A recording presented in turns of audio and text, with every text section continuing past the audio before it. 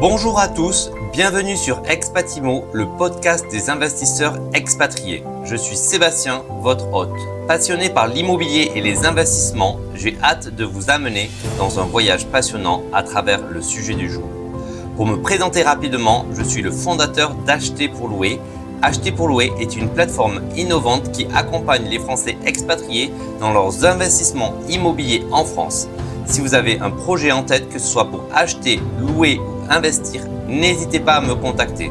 Alors, sans plus tarder, bienvenue dans ce nouvel épisode de notre podcast. Bienvenue dans le podcast Expatimo. Et donc aujourd'hui, nous sommes à Hong Kong et nous faisons notre premier podcast en vidéo avec Thomas qui habite à Dubaï et qui est venu spécialement à Hong Kong pour ça. Okay. Donc, est-ce que Thomas, tu pourrais te présenter ? Écoute, oui. Alors, si tu veux, je m'appelle Thomas Boulmier. J'ai 30 ans et actuellement, mon activité principale, c'est l'investissement. Donc, l'investissement, ça veut pas dire grand-chose. Mon activité principale, c'est d'être investisseur immobilier sur des activités, soit sur des activités de marchand de biens ou sur des activités d'investissement locatif. Également, je m'occupe d'une poche de cash que je réinvestis sur les marchés financiers. Donc, c'est-à-dire qu'on fait pas des stratégies ultra techniques, on va juste investir sur différents indices ou des indices sectoriels. Également, ça fait 3 ans qu'on développe une activité de conseil et d'accompagnement pour de l'investissement immobilier sur plusieurs cibles de clients. Donc, on fait de l'investissement locatif clé en main pour un public français ou même pour un public étranger qui veut investir en France ou dans la zone euro. On a aussi une activité de gestion de patrimoine, donc c'est-à-dire c'est pour, disons, des plus gros tickets, des personnes qui veulent investir entre 1 et 5 millions d'euros. Et on fait également de l'intermédiation sur des très très gros dossiers avec des fonds d'investissement parisiens ou des fonds d'investissement à Dubaï. Donc ça peut être des tickets entre 50 millions d'euros jusqu'à 500 millions d'euros. Ouais. Donc on a un petit peu, si tu veux, toute la palette d'investisseurs. Mais on essaye d'avoir la même rigueur quel que soit l'investisseur, que ce soit pour un ticket à 100, 200K euros, ou que ce soit sur un fonds d'investissement qui veut investir entre 50, 60, 80 millions d'euros. Ok, intéressant. Et donc, comment tu as commencé tout ça avant ? Est-ce que tu peux revenir en arrière ? Donc, tu viens de France. Où est-ce que tu as grandi ? Et après, tu es parti à Dubaï directement Ah non, ça a été un peu plus compliqué. Je suis pas devenu, j'ai fini mes études et je suis devenu investisseur immobilier. Okay. C'est un petit peu plus compliqué parce que, et d'ailleurs, c'est un bon point parce que je pense qu'il y a beaucoup de personnes aujourd'hui qui veulent te faire croire que l'immobilier, c'est une activité passive. C'est-à-dire que tu investis dans l'immobilier et tu vas toucher des rentes tous les mois. En réalité, si tu es un investisseur sérieux, si je puis dire, pour moi, c'est une activité extrêmement active. C'est-à-dire avoir une veille constante sur le marché pour trouver les bonnes opportunités, pour trouver les bons trades et pour aussi te positionner assez rapidement. Donc, pour revenir sur mon parcours, moi, je suis originaire de Dijon. J'ai fait mes études à Dijon. Après, je suis allé sur Paris pour compléter mes études. J'ai fait une licence en sciences politiques. Ensuite, j'ai fait une école de commerce. J'ai fait l'ESSEC. En stage de fin d'études, j'avais fait mon stage de fin d'études à Morgan Stanley. Donc, on structurait des fonds systématiques. C'est-à-dire qu'on avait des règles systématiques qui déterminaient l'allocation de nos fonds, voilà, pour faire simple. Et après ce stage, qui est tombé en plein Covid, forcément, je voulais absolument aller à Hong Kong.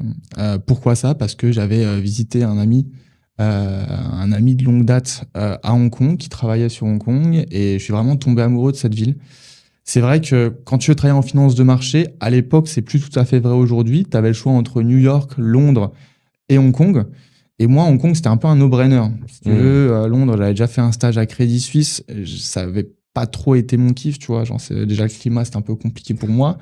New York, j'avais l'impression que c'était un peu l'ancien monde, qu'il fallait absolument aller à New York il y a 40 ans. Et j'avais envie d'aller dans quelque chose où il y a plus d'opportunités. Et j'avais l'impression qu'Hong Kong, en tout cas, il y avait plus d'opportunités. Donc après ce stage à Morgan Stanley, j'ai rejoint la Société Générale en tant que junior trader sur le desk de trading de volatilité. Après 1 an, je suis retourné à Morgan Stanley sur un desk Delta One. Donc j'ai commencé sur le desk de Delta One Stock et ensuite je suis allé sur le desk de Custom Basket, donc de panier d'actions. Et en fait, c'est un peu long, mais en gros, pendant cette activité, on était toujours en plein Covid. Et pour moi, c'était une grosse problématique. Parce qu'en fait, quand tu as des périodes de crise comme ça, c'est là que les fortunes se font et se défont. Ouais. Donc moi, ce que je voulais absolument, c'est tirer avantage de cette crise et trouver un moyen.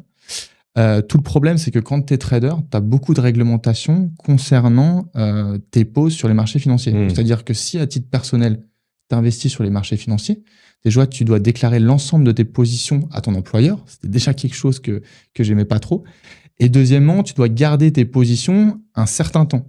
Donc, à l'époque, c'était 30 jours. J'imagine que ça doit toujours être le cas. Ça veut dire que si tu achètes une position et que tu as envie de prendre ton profit ou de couper ta perte, tu peux pas le faire si c'est avant les 30 jours. Ouais. Donc, c'est-à-dire que pour moi, c'était le premier problème que j'avais de tirer avantage de cette situation avec les marchés financiers. Le deuxième problème que j'avais, c'est que pour faire un trade qui soit life-changing, tu as besoin de capital. Et trader à Hong Kong, quand tu es junior trader à Hong Kong, tu n'as pas de capital. Je veux dire, il y a un peu peut-être le fantasme que trader, dès les premières années, on est très bien loti. En réalité, on n'est pas assez bien loti pour avoir un trade qui soit life-changing. Et l'immobilier, c'est l'un des seuls trades où tu as accès à un levier énorme, où tu as accès à énormément de capital, sans avoir non plus avoir besoin d'énormes prérequis. C'est-à-dire que la banque, elle va pas faire beaucoup. Enfin, s'il y a quand même un dossier bancaire pour le financement, et c'est un problème d'ailleurs quand tu investis et que tu es expatrié. Mais au final, j'ai accédé à du capital assez rapidement et en 2-3 ans, j'ai levé environ entre 2 et 3 millions d'euros de dettes que j'ai investi en France. Et après, avec des activités de refinancement, j'ai refinancé mon portefeuille et j'ai réinvesti à Dubaï, en Géorgie. Et voilà, plus ou moins comment je suis arrivé à l'immobilier. Ok, intéressant. Et donc, quand tu t'es lancé dans l'immobilier, c'est quoi ton premier projet que tu as fait? Le premier projet, ouais. Mon premier projet, il était à Cergy, donc Ok. juste en face de l'ESSEC. C'est vrai que l'immobilier, au final, je te dis que c'est apparu comme ça pendant le Covid, c'est pas tout à fait vrai. C'est un marché que j'ai toujours regardé. Et quand j'étais déjà étudiant, je me suis toujours dit, il y a vraiment un avantage énorme dans l'immobilier, quoi. Et j'étais là, je louais ma chambre étudiante, je sais pas, 500, 600 euros par mois. Et je me dis, en fait, je paye l'investissement de quelqu'un d'autre. Et d'ailleurs, je me rappelle, j'avais ma propriétaire qui venait, qui me disait, tu restes longtemps, etc. Et pourquoi ils veulent rester longtemps? Parce qu'elle est là, elle a matché, en fait, le montant de son loyer pour que ça rembourse son prêt.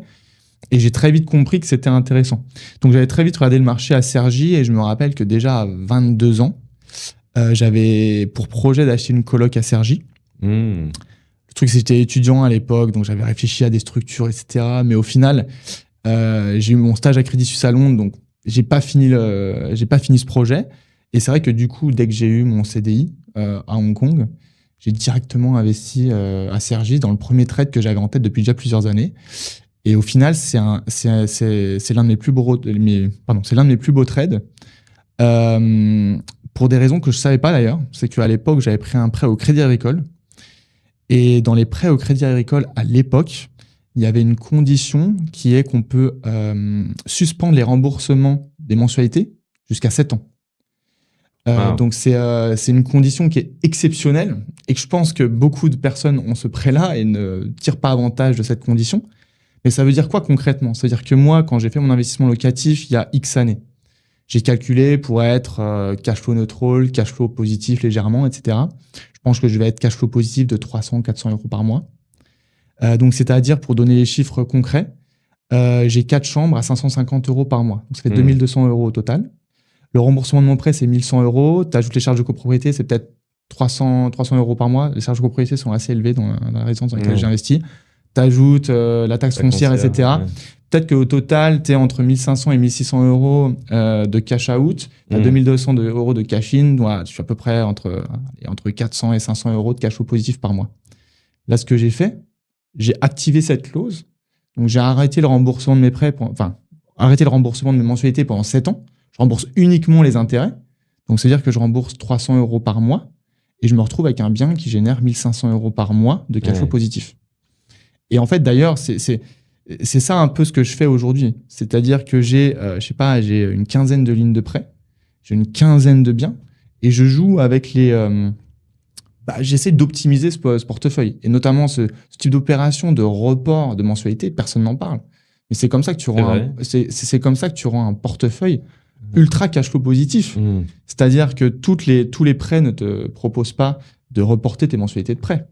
Mais en jouant avec ceux qui le proposent, imaginons, donc là, aujourd'hui, je dois être à peu près à 15 000 euros de loyer perçu tous les mois. Si je reporte juste 2-3 prêts, et je suis à 15 000 euros, en fait, je suis en cash flow à peu près neutral. C'est-à-dire que j'ai 15 000 euros qui rentrent, j'ai 15 000 euros qui sortent avec les imprévus, les travaux, etc. Que juste tu reportes 2-3-4 prêts, directement tu te retrouves 4 000 euros de cash flow positif que tu peux réinvestir ailleurs, tu peux remettre sur des cryptos, tu peux remettre sur des marchés financiers. Moi, j'ai beaucoup investi là en ce moment sur S&P 500, Defense Industry, Sectoria. Et voilà, c'est ça qui a financé en fait mes investissements financiers, tu vois. Ouais, intéressant. Et donc, par contre, après ces 7 ans, il va falloir reprendre le crédit. Parce que l'idée, c'est de se dire, dans 7 ans, il y a le temps de voir, mais si le bien a pris pas mal de valeur, je peux le revendre, faire une plus-value, ou je continue le crédit avec... Là, tu parles, comme tu dis, qu'il y a plusieurs lignes. Mais par exemple, sur ce lot-là, c'est quoi l'idée? Alors, moi, j'ai une vision du marché immobilier, je pense, qui est très différente de beaucoup de monde. Je pense qu'il ne faut jamais revendre. Mais absolument jamais revendre.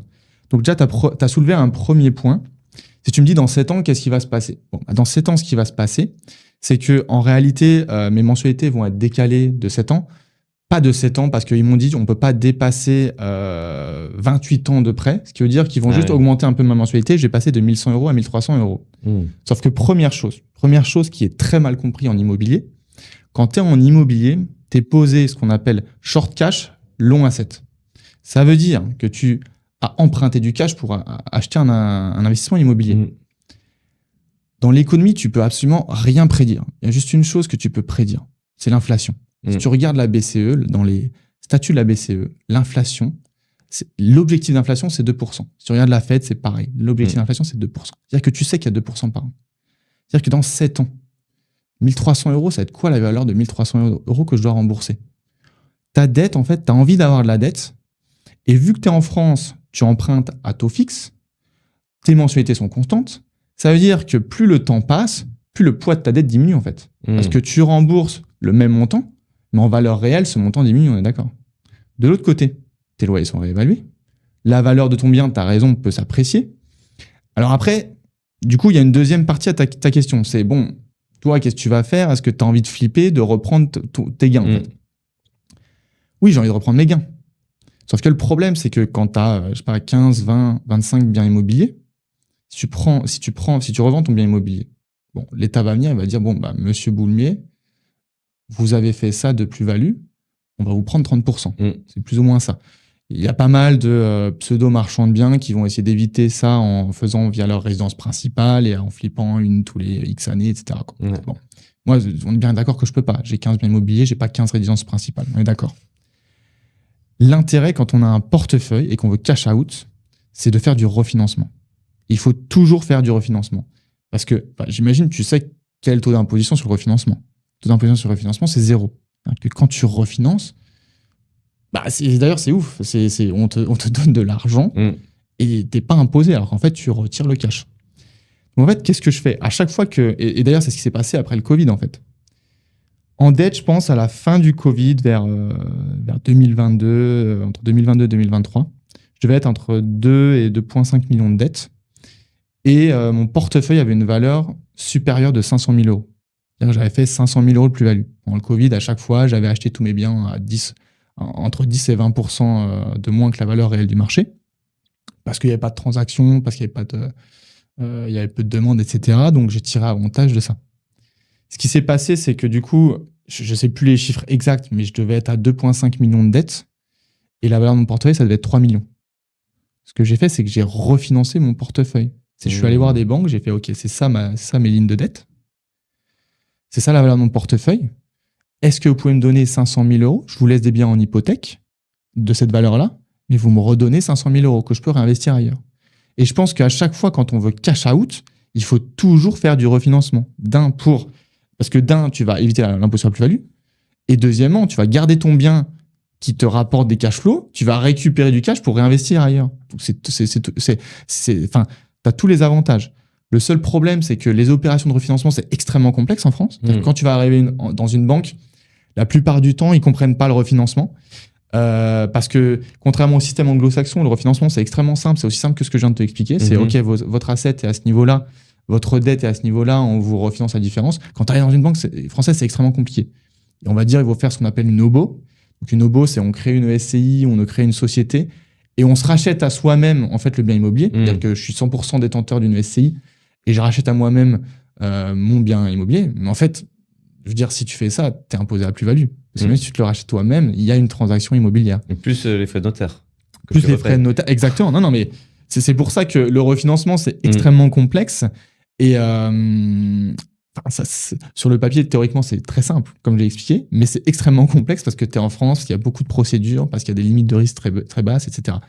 Donc, ma réponse était un peu longue, mais c'est ça ma question. C'est en fait, ma stratégie, c'est ça, c'est que moi, je suis sur certaines opérations spécifiques, je fais du marchand de biens, mais je ne suis pas un marchand de biens. Je suis un investisseur extrêmement long terme. Je suis un trader, dirait que je suis long theta. C'est-à-dire que quand le temps passe, je gagne de l'argent. Et c'est ça, en fait. Plus le temps passe, plus le poids de ma dette diminue parce que déjà, mes locataires remboursent ma dette, plus l'inflation réduit le coût de ma dette, et l'inflation augmente les loyers que je perçois et augmente la valeur de mon portefeuille. Donc, en fait, moi, juste j'attends. Et en attendant, je fais de l'argent fictivement que je cash out via du refinancement. Ok. Ah non, c'est très intéressant. Et une question qui me vient en tête, c'est aujourd'hui, donc ton premier bien, et après il y a les autres, mais est-ce que tu l'as acheté en nom propre parce que tu parlais de société ou en société? Alors ça aussi, c'est aussi une question qu'on me pose souvent, et c'est normal parce qu'en fait tous ces sujets-là, on est bombardé de Google Ads qui nous dit quoi faire, mais en fait personne ne sait quoi faire. Et tout le monde te fait croire que c'est extrêmement compliqué. Donc oui, le système français est assez compliqué, mais au final, les concepts sont assez simples. La réalisation est complexe, mais les concepts sont assez simples. Moi, j'ai tout acheté en nom propre. J'ai pas de SCI. Donc, j'étais en LMNP au début. Je suis passé en loueur meublé professionnel au bout d'un moment donné parce que j'ai dépassé les 23 24 000 euros. Je sais plus le montant exact. 23 000. Donc, tout le monde explique que c'est catastrophique de passer de LMNP en LMP. Pourquoi ? Parce qu'en fait, la différence entre le LMNP et le LMP, la principale différence, c'est que les amortissements sont réintégrés dans le calcul de la plus-value. C'est ça la principale différence. En plus, je dis ça, mais on sait qu'en ce moment, il y a pas mal de législation faite sur le LMNP et ils parlent justement de réintégrer aussi les amortissements pour le LMNP. Mais bon, c'était pour moi, si tu veux, quand on m'a dit tu passes en LMP, j'ai vu c'est le moment où j'ai vu des juristes, des experts comptables, etc. et qu'on m'a expliqué faites attention, c'est très grave parce que vous allez être imposé sur la plus-value. C'est pas grave, je revends jamais mes biens. Oui. Donc je m'en fiche. En réalité, le LMP et la SCI, c'est pas des statuts similaires, il y a des différences, mais la stratégie est la même. C'est qu'en fait, tu achètes un parc immobilier, tu vas amortir la valeur de ton bien. Donc en fait, un expert comptable dirait que tu n'amortis pas exactement la valeur de ton bien, tu as le terrain d'un côté et tu as la valeur du bien. Normalement, la valeur du terrain, je ne sais plus exactement, je crois que ça doit être 10 ou 20% de la valeur du bien. Ça dépend des villes, ouais, tout à fait. Je ne sais plus exactement. Justement, moi, je comprends mon portefeuille dans sa globalité. J'ai des gens qui sont là pour faire le truc extrêmement clair. Moi, je comprends l'intérêt, mais voilà. Donc, il y a à peu près entre 10 et 20%, ça doit dépendre des villes, qui est en terrain, et 80%, tu vas l'amortir sur X années. À ça, tu vas amortir tes travaux aussi. Tu vas déduire de tes revenus tes charges d'intérêt, etc. Concrètement, ça veut dire quoi ? C'est-à-dire que tous les ans, que tu sois en LMP ou en SCI, tu dois rembourser un prêt immobilier qui est remboursé par tes locataires. Du coup, tu reçois des revenus, en fait. Tu reçois des revenus et tu crées de la richesse parce que ta dette diminue et tes actifs, au pire, restent au même niveau ou s'apprécient. Et donc, dans ce cas-là, si tu as des revenus locatifs, l'État français va venir te voir et te dire, écoutez, vous avez des revenus locatifs, c'est quelque chose qu'on va imposer. L'intérêt quand tu es en SCI ou en LMP, c'est que tu vas déduire, tu vas amortir ton bien immobilier pour ramener ton résultat comptable à zéro. Ce qui veut dire que dans ta SCI, dans ton LMP, bah, tu ne fais pas d'argent, alors qu'en réalité, il y a quelqu'un qui rembourse ton prêt, tu vois. Donc, en réalité, en termes de wealth, de patrimoine, tu vas gagner de l'argent. En comptablement, tu ne fais absolument aucun argent. Et c'est vraiment l'intérêt de la SCI, mais en réalité du LMP aussi. Tu fais ce que tu fais exactement la même chose en LMP. Et pour moi, la seule distinction entre LMP et SCI, c'est est-ce que tu veux investir seul ou avec quelqu'un. C'est sûr. Et puis, moi, je discutais avec des clients aussi qui me racontaient qu'ils avaient créé des SCI et qu'après, déjà pour les ouvrir, il y a quand même aussi un coût. Ça coûte aussi plus cher avec tout ce qui est comptable, etc. Et il y a un de mes clients, il me disait qu'il avait fermé une SCI familiale et il en a eu pour 20 000 euros quand même. Donc, c'est des coûts importants que peut-être que tout le monde ne connaît pas. Donc, le nom propre, je pense que c'est une bonne option aussi. En fait, la SCI, il faut comprendre pourquoi c'est un modèle qui est poussé. En fait, oui, c'est un truc qui a des coûts. Mais bon, moi, je pense que l'économie, c'est pas un jeu à somme positive, c'est pas un jeu à somme négative, c'est un jeu à somme nulle. C'est-à-dire que quand quelqu'un perd de l'argent, il y a quelqu'un qui en gagne. Donc en fait, quand tu crées une SCI, bah oui, toi tu perds de l'argent et quelqu'un qui en gagne. Donc créer une SCI, est-ce que c'est un but? Pour moi, si tu investis avec ton partenaire, oui. Si tu investis avec ta sœur, etc., ou n'importe qui de ta famille, il y en a. Sinon, pour moi, les setups SCI en mode je détiens 99% des actifs et l'autre 1%, ça fait pas vraiment sens en réalité. Et en fait, ça a été poussé parce que c'est vrai qu'il y a pas mal de gens qui investissent pas en nom propre parce que ça leur permet d'avoir des lignes de prêt un peu dans toutes les banques. Ils remontent ça dans une holding et en fait, ils ont une activité à côté, une activité commerciale. Ils ont d'un côté leur SCI de l'autre et en fait, ils vont diminuer leurs résultats de leur activité commerciale avec leur SCI, etc. C'est un des cas où ça fait sens en fait. C'est un des cas où ça fait sens de créer une SCI. Il y a certains cas où créer une SCI, ça peut être intéressant dans la stratégie globale. Mais dire que la stratégie, dire que la SCI, c'est la solution miracle, c'est faux. Et d'ailleurs, en fait, ce que j'apprends, c'est qu'il n'y a pas de solution miracle. C'est-à-dire que celui qui vous dit qu'il faut faire du marchand de biens pour faire de l'immobilier, pour faire de l'argent en immobilier, c'est faux. Celui qui vous dit qu'il faut faire de l'investissement locatif pour faire de l'argent en immobilier, c'est faux. Celui qui vous dit qu'il faut faire la France, Dubaï ou la Géorgie ou autre, c'est faux. En fait, il faut faire un peu tout et savoir où est l'opportunité. Donc, c'est-à-dire, en plus, je viens de dire, moi, je revends jamais mes biens. En réalité, j'ai un peu menti. Ça peut m'arriver de revendre des biens, mais c'est pour un cas spécifique. Imaginons, j'ai un problème de liquidité et il me faut du cash je sais que je vais avoir un problème de liquidité dans les 6 prochains mois. Oui, je revends. Mais dans ma stratégie de base, si je revends, c'est qu'il y a un autre problème. Si moi, je veux éviter de revendre, c'est ma stratégie de base, je ne revends jamais, à part si cas exceptionnel. Donc en fait, c'est pour ça, la SCI, le LMP ou investir, etc., ça va vraiment dépendre de chaque personne. Ça va vraiment dépendre de où on en est dans sa vie, de quelles sont de notre personnalité en termes de tolérance au risque, du retour sur investissement qu'on veut, etc. Et c'est pour ça, donc je m'écarte du sujet de base, mais je reviens à la fin. Tu parles de la SCI et de ses coûts. C'est pour ça, en fait, la SCI, c'est pas une solution miracle. C'est une solution qui peut être intéressante dans des cas spécifiques.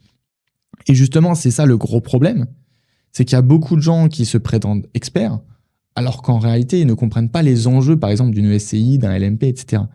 Et quand on a des personnes qui arrivent et qui veulent investir en immobilier et qui veulent justement faire grossir leur patrimoine, il faut vraiment avoir cette réflexion avec eux et leur proposer la solution qui est vraiment le mieux adaptée à leur profil, en fait. Voilà. C'est sûr. Intéressant. Et si on reparle donc de tes biens immobiliers, donc tu as eu ce premier, et après juste, alors tu vas peut-être pas décrire tous les biens, mais moi j'aimerais bien savoir, c'est donc tu as le premier à Cergy, et après est-ce que tu es resté sur la même région ou est-ce que tu es parti sur d'autres villes? Comment tu as sélectionné les villes? Comment tu as sélectionné de développer ton patrimoine? Non, moi j'ai beaucoup exploré. D'ailleurs, j'ai qu'une coloc à Cergy. Enfin, j'ai une coloc en nom propre. Après, on a investi à Cergy pour d'autres investisseurs, mais en nom propre, j'en ai une seule à Cergy. Après, je suis allé directement à Roubaix. Ok. Donc à Roubaix, il y avait un gros business il y a quelques années, c'était de racheter des maisons à 800 € du mètre carré et de les transformer en pseudo-immeubles de rapport. Donc pourquoi j'appelle ça un pseudo-immeuble de rapport ? C'est parce que tu fais des chambres individuelles avec douche, avec salle de bain individuelle et WC individuel. Donc c'est une sorte de suite. Et du coup, tu achètes des maisons de 180 mètres carrés, tu mets 7 suites et tu loues 7 chambres à 400 € la chambre. Du coup, c'est la cash machine parce que tu as acheté une maison 250 000 € et tu loues ça entre 2800 et 3200 € par mois. Donc ça a été la grosse stratégie à un moment donné. C'était, je crois, ça devait être entre 2020 et 2021. Tout le monde achetait à Roubaix. J'ai acheté du coup une maison là-bas que j'ai fait dans ce modèle-là. J'ai acheté aussi un appartement à Roubaix, un appartement de 5 chambres. Donc j'ai une maison de 7 chambres, un appartement de 5 chambres. Après, j'ai investi à Marseille. À Marseille, j'ai un studio, j'ai une coloc de 3 chambres, j'ai 2 colocs de 3 chambres. Ensuite, j'ai aussi investi à Dijon, j'ai investi à Grenoble. À Grenoble, alors après, je te fais pas mon process de réflexion sur chaque ville, mais à chaque fois, en fait, ce que je recherche, c'est la même chose. L'immobilier, en fait, il y a 2 dimensions. Et c'est vraiment important d'intégrer les 2 dimensions. Il y a une dimension cash flow et une dimension plus-value. Pourquoi je dis ça ? Parce que si on prend en considération que l'une des deux, on perd de l'argent. Donc, c'est-à-dire, si tu prends en considération que la plus-value, du coup, tu vas être à Hong Kong, tu vas dire, OK, moi, je vais investir à Paris, c'est un truc, encore plus, en plus, je dis ça, mais en fait, actuellement, il y a un gros problème à Paris, hein, tout est à la baisse à Paris, mais disons que historiquement, le track record de Paris en termes de plus-value, c'est pas trop mal, tu vois.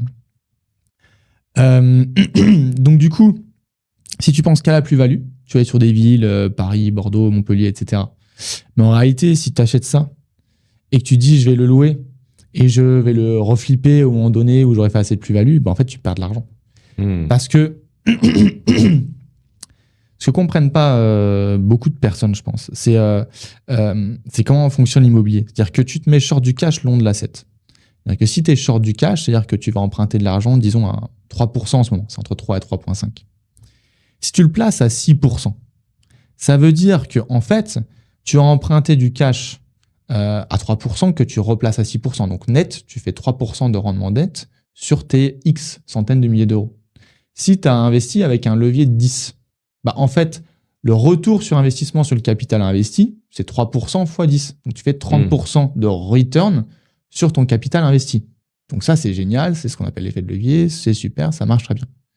Par contre, si tu as investi à Paris, imaginons pire cas, tu as investi il y a 1 an, quand les taux étaient à 4,5. Tu as investi à 4,5% dans un bien qui est en rendement net à 3%. Et encore 3%, je suis chantier avec Paris, ça peut être moins, ça peut être 2%. Donc ça veut dire que ton rendement net sur l'actif, c'est moins 1,5%. Sauf que sur ton capital investi, là, tu n'as pas un effet de levier, tu as un effet de massue.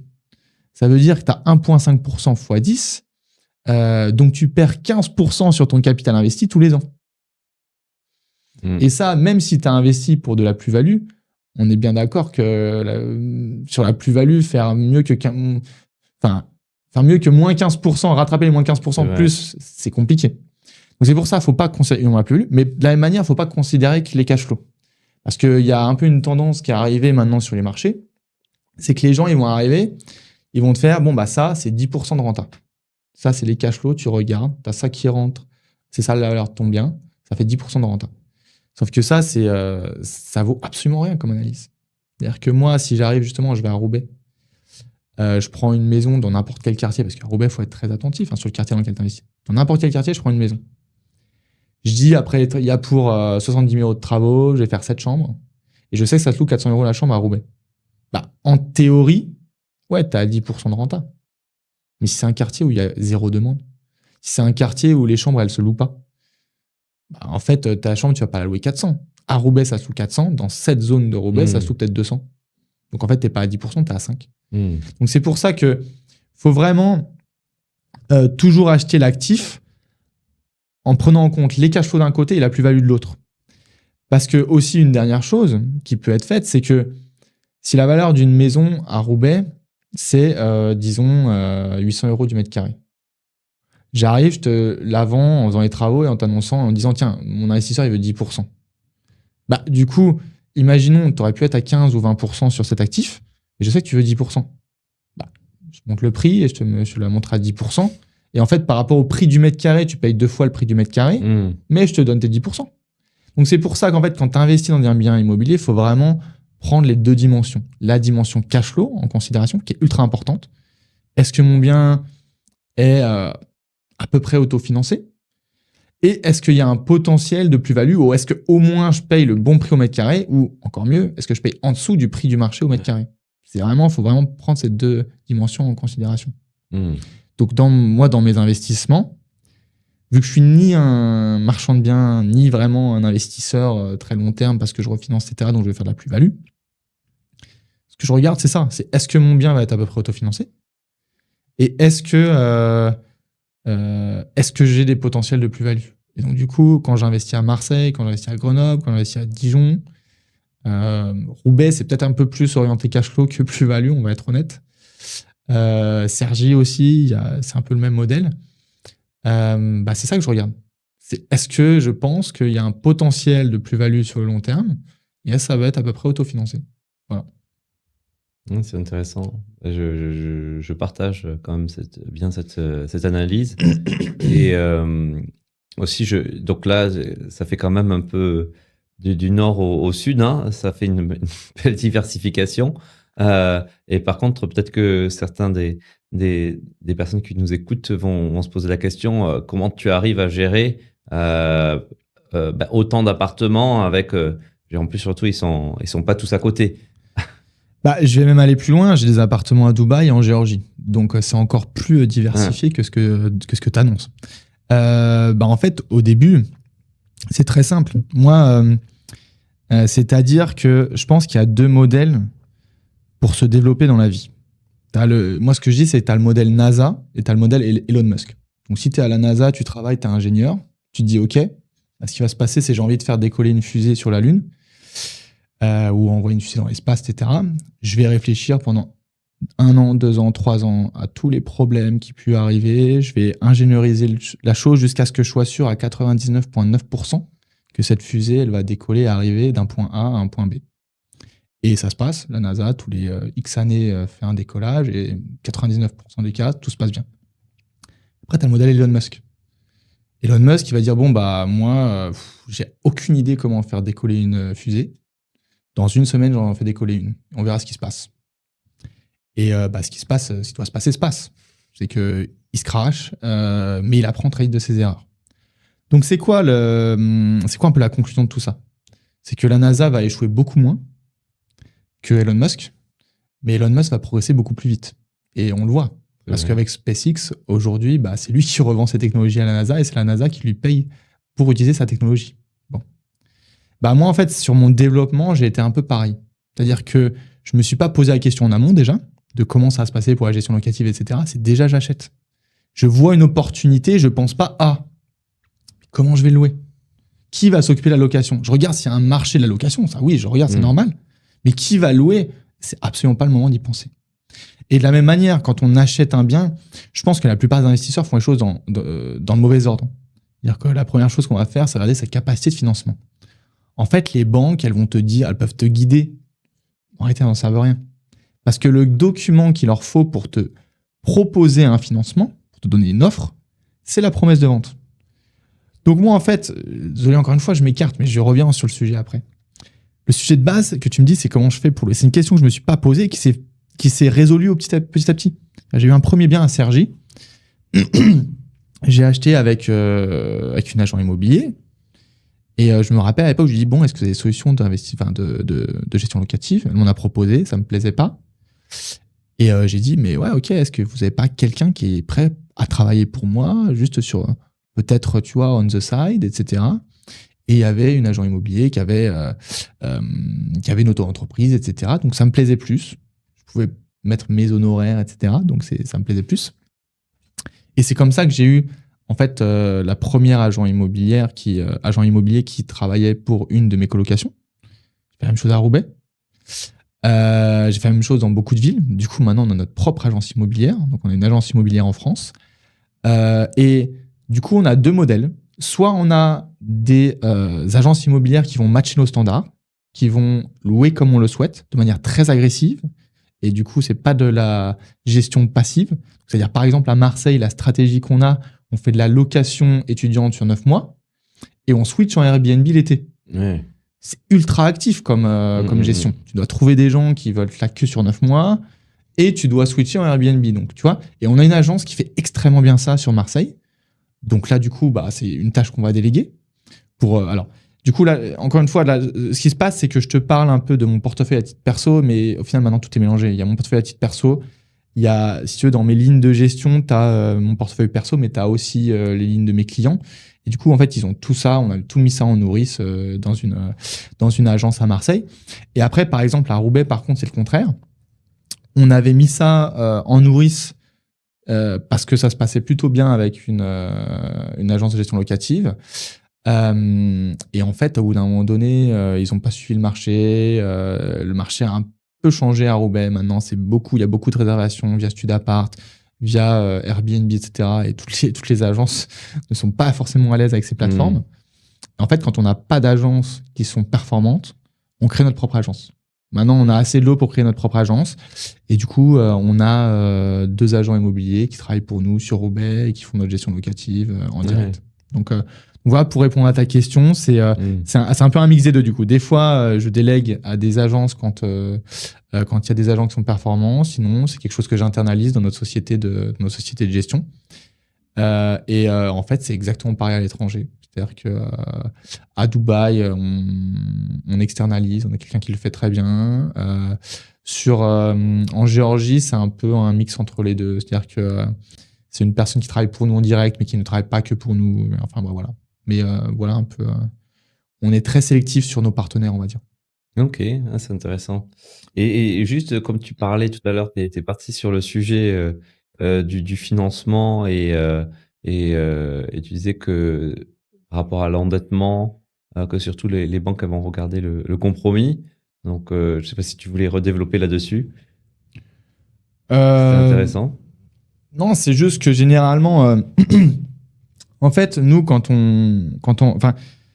là, on a plutôt développé l'activité en fait d'investissement locatif clé en main que je propose pour des clients qui vont investir dans 2-3 biens immobiliers en France. Bon. Et c'est vrai que ces clients-là, quand ils arrivent souvent me voir, et quand ils viennent me voir, c'est souvent parce qu'ils ont essayé de le faire par eux-mêmes ou avec des gens de leur famille, ou qu'ils ont pris des formations et qui n'ont rien appris. Voilà. C'est souvent comme pour ces raisons-là qu'ils viennent me voir. Et à chaque fois, ils viennent me voir, ils me font écoute, j'ai fait ma capacité de financement, je peux acheter, maintenant qu'est-ce qu'on fait? Et je fais, mais moi, je ne fais jamais de capacité de financement. Pourquoi? Parce que c'est quoi une capacité de financement? C'est un agent de l'accueil ou votre agent bancaire. Vous arrivez, on va vous poser 2-3 questions sur vos salaires ou sur les informations qu'il a. Il met ça dans un logiciel, il dit ouais, ok, c'est bon, lui, on peut le financer. En réalité, ça n'a aucune valeur. Tu peux pas venir revoir ton banquier, je veux dire, il a toujours la main pour te dire non, finalement, on ne fait pas d'offre. Tu vois ce que je veux dire? Donc en fait, ça n'a aucun intérêt de faire cette démarche, c'est juste pour te rassurer, toi, en tant qu'investisseur. Mais si tu as besoin de ça, je veux dire, tu vas falloir que tu sois rassuré à pas mal de moments dans le process, parce que l'immobilier, c'est des process très compliqués, contrairement au marché financier où tu arrives, tu dis vas-y, j'achète ça, voilà, c'est bon, c'est fait dans les 10 secondes. Faire un trade en immobilier, ça peut prendre 2-3 mois, voire plus. Donc si tu commences déjà à avoir ta première opération immobilière, elle va prendre 1 an. Le seul moment où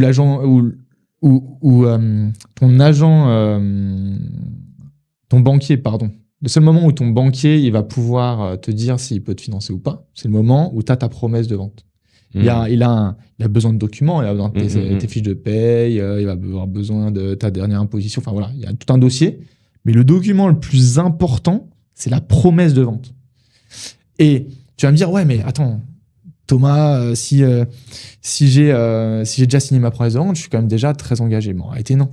La promesse de vente, tu as ce qu'on appelle les conditions suspensives. Et tu as juste une recette de cuisine, il faut juste la suivre. Dans ta condition suspensive, Généralement, le standard, c'est que tu dois faire 2 demandes de prêt dans les 15 jours. Et du coup, si tes 2 demandes de prêt sont refusées, l'apport que tu as amené pour ta promesse de vente pour bloquer le bien va être restitué. Donc, tu n'as pas de risque. Je veux dire, donc la capacité de financement que tu as fait au début, elle a servi à rien. C'est un document qui n'engage pas le banquier, qui ne te donne aucun droit au final. Donc, c'est juste une perte de temps. Le process est déjà suffisamment compliqué, suffisamment fastidieux pour que tu rajoutes des étapes supplémentaires à ce process. Donc voilà. Je pense qu'en réalité, même la capacité de financement, c'est un moyen pour les banques de dire aujourd'hui, regardez votre capacité de financement, et pour inciter peut-être certains clients qu'ils aimeraient récupérer, investir avec eux. Mais finalement, non, ça n'a aucun intérêt. Tu nous as dit que tu as investi depuis Hong Kong quand tu étais salarié à Hong Kong. Et donc après, maintenant tu es à Dubaï. Donc est-ce que tu peux nous parler de ton parcours? Comment ça s'est passé? Est-ce que tu as été en France? Est-ce que tu as créé ton entreprise? Nous décrire un petit peu ton parcours. Ok. Donc, déjà, l'investissement locatif, comment ça a commencé? Je t'en ai déjà un petit peu parlé. Je voulais tirer avantage de la situation du Covid et trouver un marché sur lequel je pouvais prendre du profit. Et à l'époque, quand je faisais mes recherches, la solution qui existait, c'était Mastéos. Donc Mastéos, c'était une entreprise française qui proposait des investissements locatifs clés en main. Et je me rappelle très bien parce qu'à cette époque-là, j'étais encore à la Société Générale, j'étais pas encore à Morgan Stanley. Et on regardait avec un ami qui est trader, d'ailleurs je vais le voir cette semaine, je lui en parlerai, la solution de Mastéos. La solution de Mastéos, donc on arrive, on regarde les rentabilités qui sont calculées sans prendre en compte les travaux, on regarde des fiches qui sont totalement fausses, on regarde des investissements, des investissements locatifs, on t'annonce du 7% à Bordeaux, etc. Enfin, bref, pour moi ça faisait pas trop sens. Et je me dis 2 choses à ce moment-là. Je me dis en fait, il n'y a pas forcément de solution viable qui existe, alors que j'ai vraiment un besoin, et j'ai d'autres potes qui ont le même besoin. Donc premièrement, je vais devoir le faire moi-même. En réalité, j'ai pas fait à 100% moi-même. C'est aussi pour ça que je fais beaucoup de choses depuis Hong Kong, c'est que j'ai un associé qui est en France, qui m'a aidé déjà dans la constitution de ce portefeuille. Et deuxièmement, je me suis dit, il y a un énorme besoin et c'est facile de faire mieux que Mastéos. Si ces mecs-là font de l'argent avec une qualité de service pareille, il y a vraiment un énorme potentiel, quoi. Je veux dire, il n'y a pas besoin d'être bon, en fait. C'est pas très difficile de faire mieux que Mastéos, quoi. Donc, c'est vraiment ça la base qui m'a fait me dire, pour l'instant, je vais créer mon portefeuille. En même temps, je vais créer un setup que je pourrais réutiliser et potentiellement monétiser pour d'autres clients. Donc, on a fait les 2 choses en même temps. Et c'est d'ailleurs pour ça, en fait, que je me suis... Et j'ai bien fait de diversifier, d'ailleurs. Ça, c'est vraiment quelque chose qui est important. Mais je me suis encore plus diversifié pour me dire, je vais avoir un setup dans beaucoup de villes. Proposer beaucoup de villes à mes clients, tu vois. À mes clients futurs, qui n'existent pas encore, tu vois. Et après, la transition entre Hong Kong et Dubaï, entre trader à Morgan Stanley à investisseur immobilier, c'est en fait, j'ai créé ma structure d'investissement et mon agence immobilière en France à peu près 1 an et demi avant la fin de mon job à Morgan Stanley. Donc, on a créé, on avait l'agence immobilière en France, la société d'investissement. Et en fait, on a fait une première année d'activité. Première année d'activité à Hong Kong. Je sais plus exactement, mais on a fait entre 80 et 100 000 euros de chiffre d'affaires pour une activité que je gérais on the side en même temps que mon travail à Morgan Stanley, qui est un travail quand même très prenant. À l'époque, mes horaires, c'était de 7h. Je me rappelle, ma journée, c'était de 7h du matin jusqu'à 19h le soir dans les bons jours. Sinon, ça pouvait aller jusqu'à 20h, 21h. Je rentrais, je faisais une sieste. J'allais au sport pendant 1 heure, 1 heure et demie. Je revenais, je mangeais, il était à peu près 10h30, 11h. Et je refaisais 1 heure, 2 heures pour bosser sur ma boîte. Tu vois. Et avec ce setup-là, on a réussi à faire, je crois que c'était à peu près 80 000 euros la première année. Et c'est là que je me suis dit, si avec un setup aussi merdique, j'ai réussi à faire 80 000, qu'est-ce que ça va être quand je vais me mettre à 100% dans cette activité? Et en fait, avec le temps, le portefeuille, en fait, ça prend... Pardon, je vais refaire. Et au fur et à mesure, le portefeuille a commencé à tourner. Parce que quand tu investis, si tu veux, ça prend au moins 6 mois pour le temps de faire les travaux, le temps de trouver des locataires, etc. Et en plus, vu que moi, j'ai investi de manière plutôt démesurée, on va dire, ça a pris encore plus de temps. Le portefeuille, pour vraiment tourner, pour que tu aies tout le cash-in qui rentre et qui finance l'ensemble des charges, ça a dû prendre 1 an, tu vois. Et du coup, au moment où mon portefeuille a tourné, c'est vraiment là où je me suis investi de plus en plus dans l'activité. Je commence à avoir de plus en plus de clients. Et tu comprends bien que l'activité qui se développe, en plus, j'étais pas forcément quelqu'un de très discret. Je suis pas quelqu'un de très discret. Donc, forcément, tu vois, j'en parlais partout, etc. Ça s'est su assez rapidement à Morgan Stanley. Ça s'est su et ça a eu des impacts positifs et des impacts négatifs. L'impact positif, c'est que les gens venaient me poser des questions et ça m'a sûrement ramené des clients. L'impact négatif, c'est que c'est arrivé au top management qui était forcément pas très content qu'un mec développe sa boîte d'investissement sur le côté. Donc voilà, mon job s'est terminé en décembre 2023. Dans des termes pas bons, pas mauvais, mais bon, pas en excellents termes, on va dire. Mais pour moi, c'était pas forcément un problème. Ça faisait quand même un moment donné que je voulais vraiment me focaliser sur cette activité-là. Et voilà. Et maintenant, pourquoi Dubaï? En fait, on a créé l'agence immobilière à Dubaï, pareil, cette année. Je crois que ça doit être en mars de cette année. Et c'est juste que Dubaï, c'est... Je pense que quand tu développes une activité, tu vas être sur un marché où il y a de la croissance. Comme je disais un peu au début du podcast, je pense que peut-être qu'il y a 40 ans, il fallait être à New York. Peut-être qu'il y a 20 ans, il fallait être à Hong Kong. Aujourd'hui, je pense que si tu veux être dans une ville où il y a de la croissance, il faut absolument être à Dubaï, à Abu Dhabi, enfin, dans cette région, quoi. C'est là où il y a beaucoup de croissance, c'est là où les fortunes se font. Et quand je dis les fortunes se font réellement. Et comme je le dis, quand je suis parti de Hong Kong, entre mon portefeuille, la réévaluation de mon portefeuille, etc., j'avais la taille de mon portefeuille, c'était à peu près 4 millions d'euros.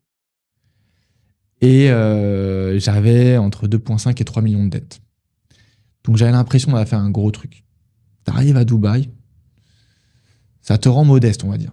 Parce que t'as l'impression d'avoir fait un gros truc à un âge assez jeune. Moi, j'ai 30 ans à l'époque, j'avais 29. Bon, c'est pas si longtemps que ça, mais... et là, tu arrives à Dubaï, t'as des mecs de 25 ans qui ont 3 fois ton portefeuille immobilier sans dette.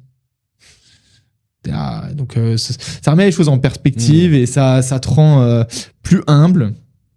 Et ça te montre qu'il y a encore du chemin à faire. En plus, ces personnes-là, c'est marrant parce que, par exemple, j'ai un client qui est dans ce cas-là, il a 25 ans. Il est français et pareil, son portefeuille, ça doit être entre 12 et 15 millions d'euros et sans dette. Il a tout acheté sans dette. Il a acheté avec des plans de paiement à Dubaï, mais maintenant, il a tout financé par lui-même au final. Et ce qui est dingue, c'est que c'est des mecs qui ont fait ça parce que leur activité commerciale a explosé. C'est pas parce que moi, en fait, ce que j'ai généré, c'est que j'ai tiré avantage d'un marché, en fait. En fait, le marché immobilier est ultra intéressant parce que c'est pas un marché d'experts. C'est le marché d'un mec qui veut acheter sa résidence principale, etc. Donc, forcément, quand tu es à 100% dans ce marché et que tu essaies de trouver des petits coups malins, bah oui, forcément, tu fais un petit peu d'argent. Et moi, c'est comme ça que j'ai fait de l'argent. Mais ces mecs-là, ils font de l'argent en immobilier, mais c'est parce qu'ils ont une activité commerciale qui a ultra bien marché et ils ont tout acheté cash, quoi. Et ils ont un portefeuille énorme.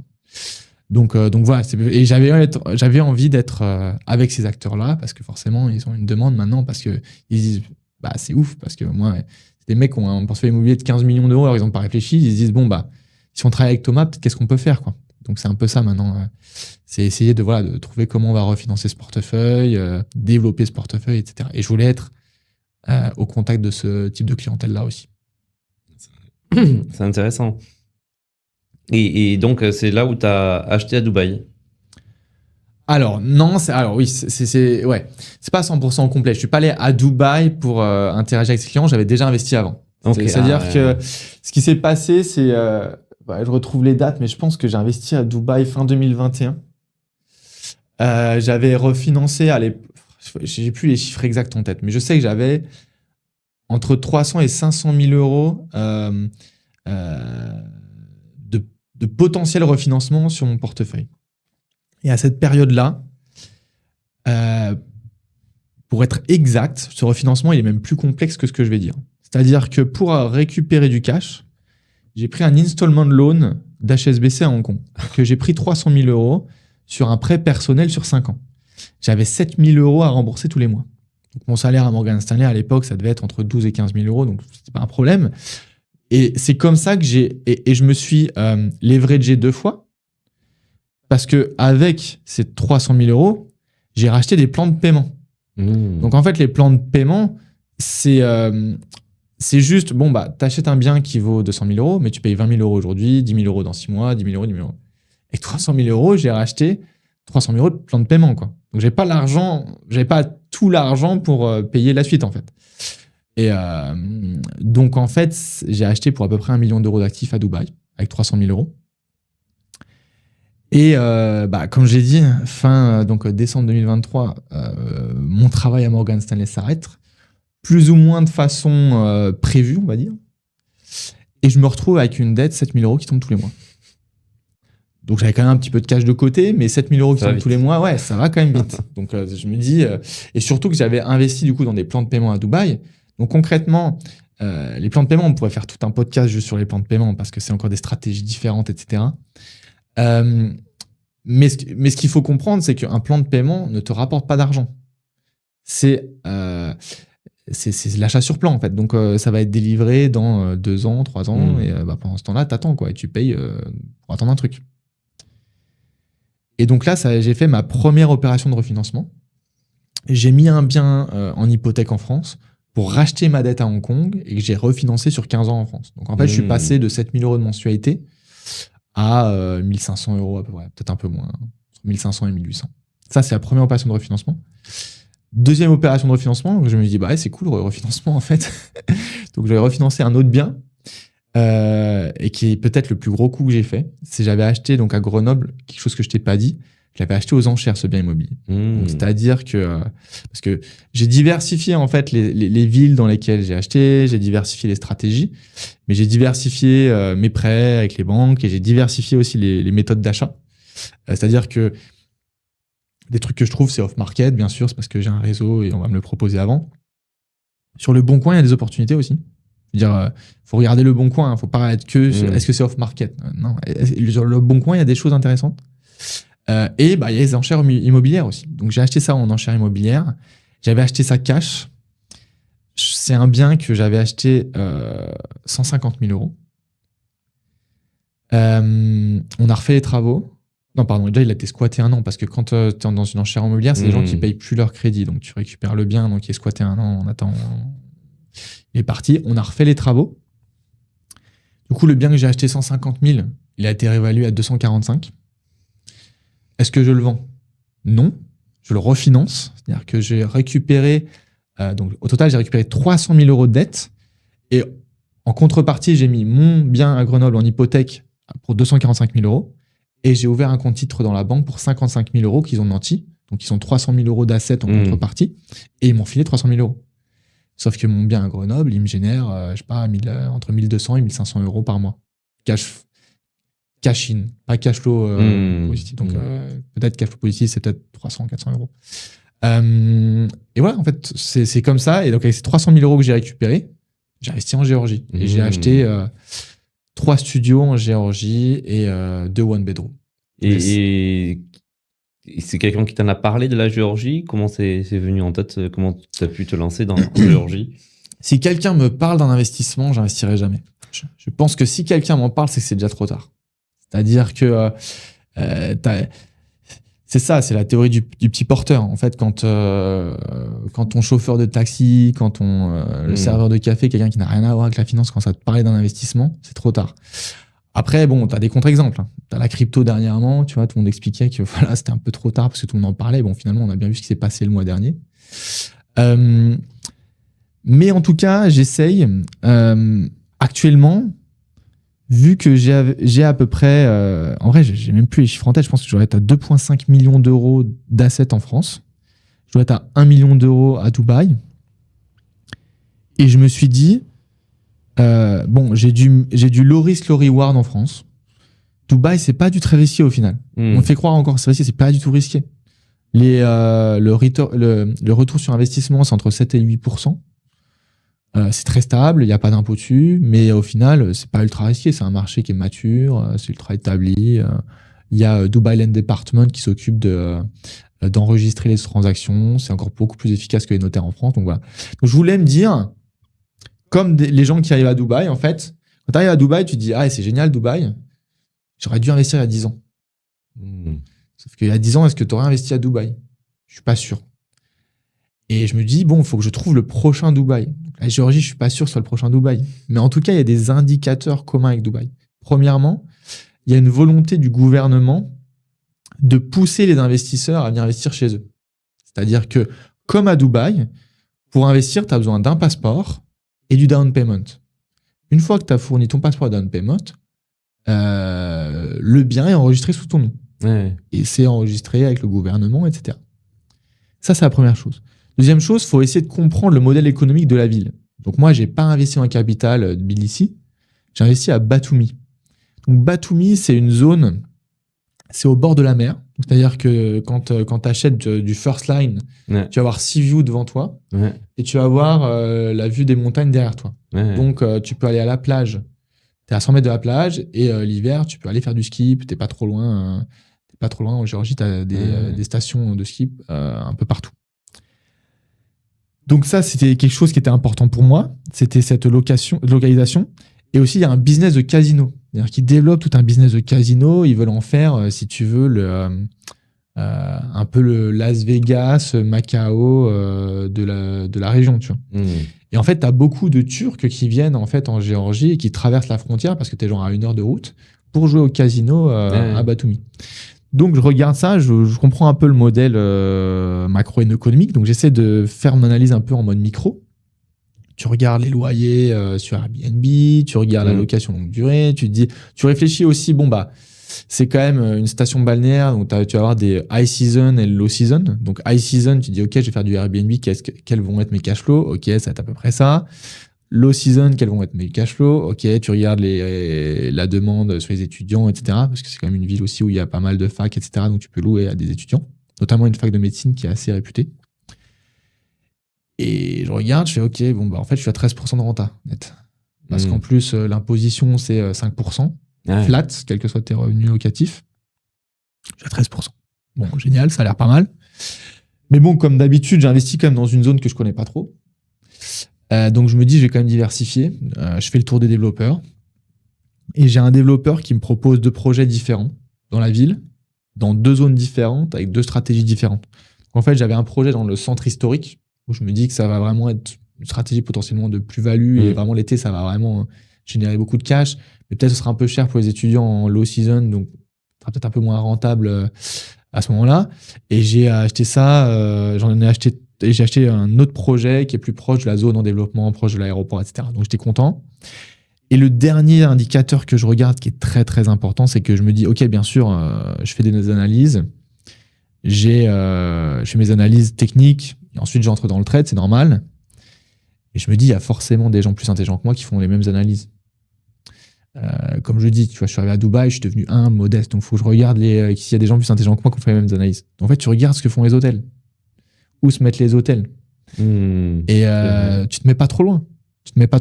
Et tu sais que les hôtels, ils vont louer leurs chambres extrêmement cher. Tu te mets juste un peu en dessous. Tu auras des mecs qui vont venir, tu vois. Donc, c'est ce que j'ai fait. Et en fait, à Batumi, tu as des hôtels partout. Et tu te dis, en tout cas, peut-être que c'est une erreur d'investir là-bas. Tu as des gens extrêmement intelligents qui font la même erreur, en tout cas. Et au final, après, je pense que l'immobilier, c'est du très très long terme. Donc, on peut pas donner le résultat aujourd'hui de est-ce que c'était un bon trade ou pas. La réalité, c'est que j'ai investi à $1,600 du mètre carré il y a 2 ans. Aujourd'hui, à Batumi, dans les zones dans lesquelles j'investis en first line, donc en première ligne, vue mer, etc., t'as rien en dessous de 2200 € du mètre carré. $1,200 du mètre carré, pardon. Donc, en fait, j'ai déjà fait 30-40% de plus-value. Et impôt sur la plus-value en Géorgie, 5% dans les 2 premières années, 0% au-delà de 2 ans. Ouais. Donc, tu vois, d'ailleurs, tout ce que je t'ai expliqué là, tu sais, genre sur on ne revend jamais. À Dubaï, en Géorgie, c'est un peu différent parce que tu n'as pas d'impôt sur la plus-value. Donc là, on peut rediscuter si on veut revendre. J'ai tendance à penser qu'il ne faut quand même pas revendre Parce qu'encore une fois, quand tu refinances, tu récupères du cash et tu continues d'avoir tes biens immobiliers qui te génèrent du cash, en fait. Donc, c'est ça qui est génial. Mais dans certains cas, par exemple en Géorgie, si tu vas voir les banques locales, elles vont te proposer des maturités à 10 ans maximum avec des taux entre 8 et 10%. Donc, tu vois, genre dans ce cas-là, particulier, peut-être que je considérerais de faire une revente. Tu vois. Donc, c'est pour ça, tu vois, je te donne un peu le cadre global de ma stratégie, c'est ça, c'est d'acquérir, acheter toujours et ne jamais revendre. Dans certains cas particuliers, tu peux quand même considérer la revente. Tu vois. C'est sûr. Donc, c'était ça ta question de base. Non, c'est intéressant. Mais après, ce que je pense qui est bien pour toi n'est pas bien pour tout le monde. Mais le fait d'avoir... parce que toi, tu as quand même déjà un patrimoine assez important en France. Après, il y a eu Dubaï. Et je pense que c'est bien de pouvoir diversifier comme tu le fais, de prendre un peu plus de risques en te disant que potentiellement, tu pourras faire une plus-value, tu as une belle renta. Mais je ne sais pas si pour un premier investissement pour une première personne, aller en Géorgie comme ça, sans rien avoir à côté, c'est peut-être un peu plus risqué. Là, c'est une belle diversification, en tout cas, c'est ce que je vois. Dans 80% du temps, si c'est ton premier investissement, ce ne sera pas le bon choix d'aller en Géorgie. Dans certains cas particuliers, ça peut être le bon choix. Et j'ai des clients pour qui ça va être le bon choix. Mais en fait, pourquoi c'est pas le bon choix au début ? Parce que, en fait, tout le monde est confronté au même problème auquel j'étais confronté et que je t'ai expliqué au début. Si tu veux changer ta vie, tu as besoin de faire un trade avec beaucoup de capital. Donc, tu as envie d'avoir accès au financement. Chaque marché a ses avantages et ses inconvénients. Si tu vas à Dubaï, 0% de taxes sur les revenus locatifs, 0% sur la plus-value. C'est ça le gros avantage. Si tu vas en Géorgie, un marché en développement qui est en train de boomer, 5% de taxes sur les revenus locatifs, 5% sur la plus-value, 0 après 2 ans. Par contre, maintenant, il faut parler financement. Parce on l'a dit, le financement, c'est quand même quelque chose de central dans l'immobilier. En France, on a les meilleures banques dans les meilleures banques du monde. C'est-à-dire que tu as des banques qui te prêtent à taux fixe entre 20 et 25 ans sur du locatif. Il y a très peu de pays qui font ça. Très peu de pays qui font ça. Et du coup, quand tu commences, je vais dire n'importe quoi, mais tu as 50 000 euros à investir dans l'immobilier. Donc oui, tu vas être plus imposé en France. Oui, fiscalement, ça va être plus compliqué. Tu vas plus administratif, etc. Mais si tu as 50 000 euros à investir, si tu investis en France, tu te débrouilles bien, tu peux tu peux acquérir des biens pour une valeur entre 400 et 500 000 euros. Et comme j'ai expliqué avant, c'est une question de cash asset spread. Si toi, tu investis 500 000 euros à entre 6 et 7% net, bon, c'est possible en immobilier, on est d'accord, 6 et 7% net. Si tu es short 3%, bah, tu fais 4% sur 500 000 euros tous les ans. Par contre, si tu investis en Géorgie, 50 000 euros, tu achètes un studio, quoi. Et même si tu es à 13% de renta, ça ne matche pas 4% de renta sur 500 000. Tu vois. C'est vrai. Donc, en fait, c'est pour ça, c'est ça la vraie question qu'il faut se poser. Donc, par contre, si par exemple, imagine, tu es à Hong Kong ou tu es à Dubaï ou même tu es en France, mais bon, j'ai donné un cas un peu particulier. Tu as beaucoup de revenus en cash ou sur des comptes de crypto, etc. Et tu n'as pas envie que le gouvernement français ait des informations sur ces actifs-là. Quoi que tu achètes en France, ce sera impossible de dissimuler la source de tes fonds. C'est vrai. Donc, on va se le dire, tu vois. Quand tu arrives sur ce type de cas, tu as 2 cas. Tu as les gens qui ne veulent pas déclarer le source de leur fonds parce qu'ils ne veulent vraiment pas le déclarer parce que ce n'est pas forcément légal. Tu as des gens qui veulent juste pas être embêtés par le gouvernement et qui pensent par idéologie, etc., que c'est leur argent et qu'ils ne veulent pas avoir à le déclarer à personne. Donc c'est pour ça, dans 80% des cas, quand on est un salarié classique, etc., bah oui, premier investissement, ce sera souvent dans notre pays natal, donc pour notre cas, ce sera souvent la France. Après, dans certains cas particuliers, ça peut être ailleurs, à Dubaï ou en Géorgie. Après, à Dubaï, le financement est moins performant qu'en France, mais quand même performant. C'est-à-dire qu'il y a quand même des structures de financement et c'est possible. Donc, si on est non-résident, on peut financer jusqu'à 60% de la valeur du bien. Et si on est résident à Dubaï, c'est jusqu'à 80%. Donc, il y a quand même des structures efficaces. Le seul problème, c'est que les taux sont pas fixes. C'est des taux qui sont renégociables tous les 3 ans. Pour la plupart des banques, ça peut changer. Mais du coup, ça neutralise un peu l'effet dont je t'ai parlé plus tôt. C'est vrai. Quand tu investis en immobilier, tu vas être short cash, long asset. Et tous les ans, tu as 2% d'inflation. Personne n'est content, mais toi, tu es très content. Parce que ta dette, elle vient de diminuer de 2%. Et de l'autre côté, alors c'est pas si liquide que ça, hein, c'est pas si direct que ça, c'est plutôt par effet de cliquet. Mais ton bien immobilier, sur le long terme, il aura pris à peu près, il va s'apprécier à peu près au rythme de l'inflation. Donc sur certaines villes, c'est un peu plus, sur certaines villes, c'est un peu moins. Et tes loyers, c'est pareil. Ça s'apprécie à peu près sur le rythme de l'inflation. Peut-être pas sur 2-3 ans, sur des périodes plus longues, pendant 5, 10, 15 ans. Par contre, si, ça va suivre cette tendance. C'est intéressant. Et donc, peut-être dernière question, quels sont tes projets? Parce que, mine de rien, en quelques années, t'as vécu dans plein d'endroits, t'as fait plein de choses, t'as développé ton patrimoine, t'as créé ton entreprise. Et donc, quels sont tes projets pour l'avenir?